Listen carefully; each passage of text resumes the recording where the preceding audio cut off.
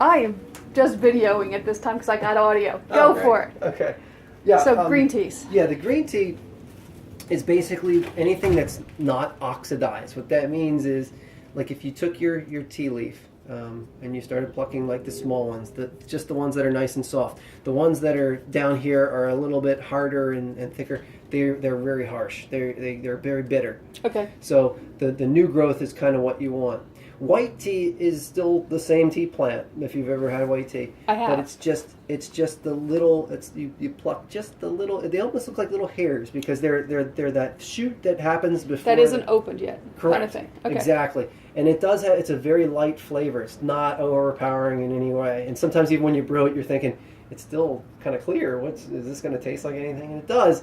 But those, I would typically wait, if it were me, just to wait until you get a nice big plant. bush. Yeah. Because now, do you have to worry about taking them off the top like that? Because don't you stunt the bush? Actually, it's good to kind of nip the tip because you're getting better branching and you'll get a very full kind of. So you're actually kind of doing. It seems like, oh man, why do I do that? But it's doing it kind of a favor. So with green tea is just unoxidated. So when you do pluck them, it's just draw. Puppy. Yeah, I hope he doesn't find his way out. Yeah, he's won't. Okay. It's dried initially, and so they don't really. It's not processed in any way.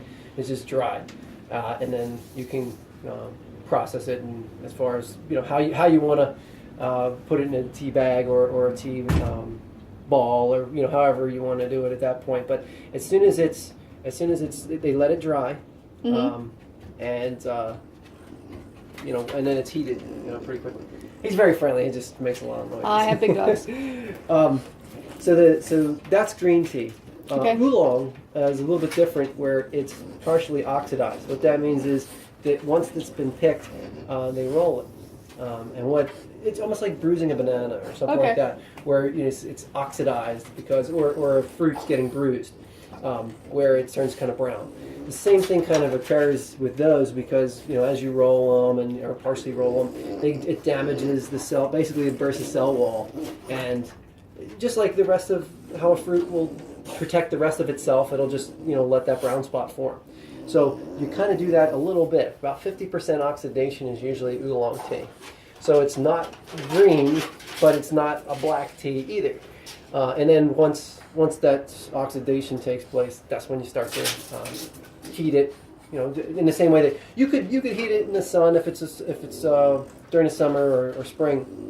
You could also put it on a tray and put it in the oven on a very, very low 200 degrees if you have that setting, or 180.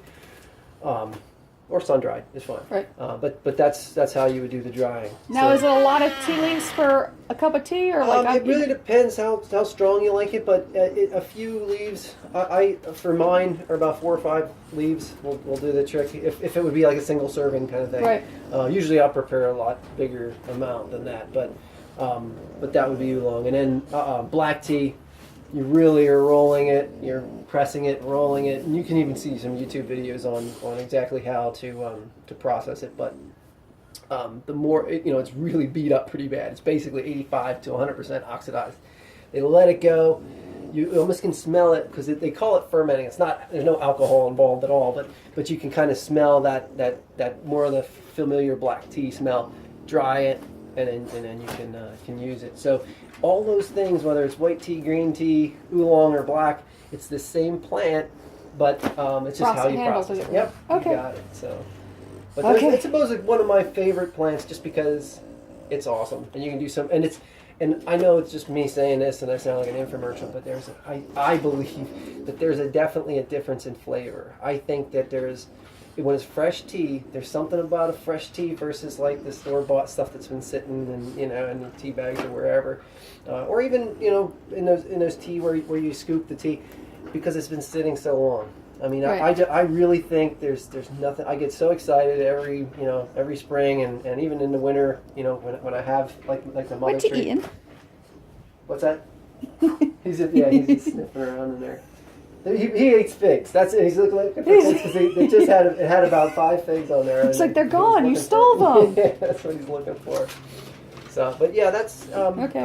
I think I enjoy it because I'm the one that's preparing it, so I don't feel like, you know, there's any chemicals or anything other than just straight organic stuff. Now, when you plant them, you keep them like it looks like fairly shallow. You don't bury them in. Yeah, I mean, I'm kind of waiting for, because they're at this stage in the game when they do root, it's like a carrot.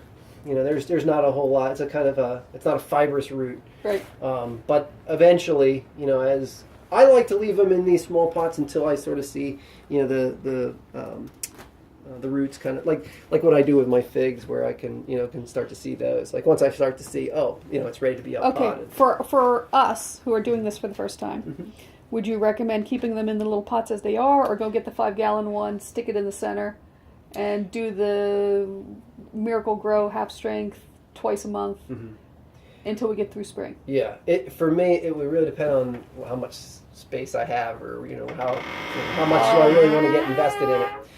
If it would be one of those things where I don't have a lot of room because I have other stuff growing, I'd probably leave them in the pots at least for another month. Watch them really get that top She has growth. a whole sunroom with Oh, really?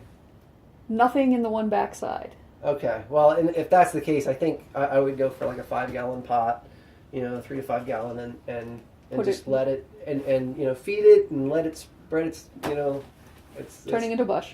Yeah, and because I think you'll be.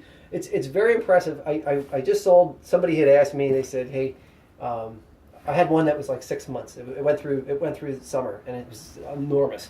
And they said, "Is that for sale?" I said, "Well, I usually like to show that to people so that they can see what it's going to Like look the like." pear tree that's out there that you're like, look at the pretty one. Yeah, and it's like I mean, because that's about a year and a half, 2 years old, that one. So you can kind of see what it'll be like. But even that one, because this is a different stock than the mother tree. This is actually the Sichuan, the one from China. Okay. So it's a little bit more hardy. So the flavor is the same. I've noticed, but this is just a little bit more hardy, and I'm excited to. How do you acquire them? Because you have figs from Egypt and Yeah. How do you? Like Do you travel a lot and have heavy pockets when you come back through? Yeah, because I mean, technically, it's illegal to bring them into the country, so I don't. Tea seeds have made their way here. I didn't do it, but my stock comes from Florida, and the person from Florida does a lot of work. Moving right along. Yeah, as far as that goes, but like in the figs, the same thing. I mean, people have brought them from their native, whatever their homeland was, and I'm obviously always researching and trying to find these people that that might have fig trees, and I want to know where did they come from, and there's a bunch of us actually there's forums, believe it or not, for specifically for figs, and they kind of look at where are these sources, what do they taste like, what do they look like, because there's so much variation, almost like a Granny Smith apple versus like a Honeycrisp apple. I mean, they're worlds apart. Figs are no different. They do have a lot of variation there too. So. Okay. Thank you so much. Sure. I want to know if she's going to be like thrilled and very upset that she was not here to talk to you because